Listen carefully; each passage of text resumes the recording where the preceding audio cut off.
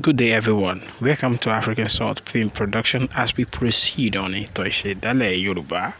Immediately the Orisha got to Ife. They choose where they will be living. Orunmila first chose Oke-Igeti before he now finally moved to Oke-Itase. Then all the Orisha dominated their territory one by one. They made rules and chose the Ogboni to execute the rules. Odu Ejiogbe affirmed this in Esekini Ejiogbe. It says, Edun and Aya were born from the same mother. One day they went on stealing maize in a farm. It was Aya that first sighted the farmer coming. Immediately, he climbed the garden egg tree without telling his brother Edun. By the time Edun could look up, the farmer already caught him.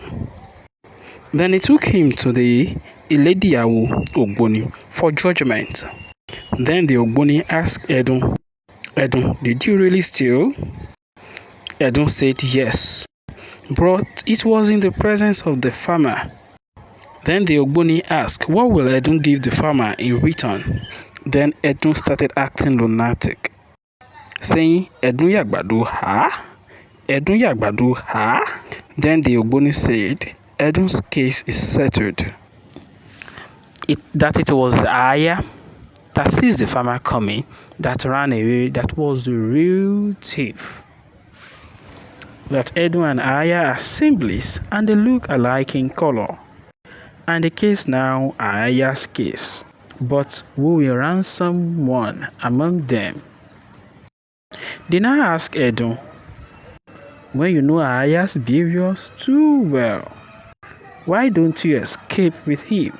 Then Edun said, ọmọdé ní yára bí àṣá, àgbà bí kùndẹ̀rẹ̀ bí àpò, aré ló bẹ́dùn nílẹ̀ Ẹdun lè sá, aré orí igi ló yẹ Ẹdun.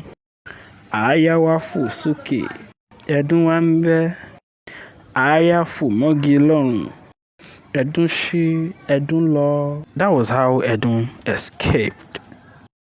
This is to let us to know that then human beings understand animals' language, as animals also understand human beings' language, and they communicate. Watch out for the next episode, which is going to be episode 5. Like, share, and subscribe to our YouTube channel to enjoy more of our history. Thank you very much.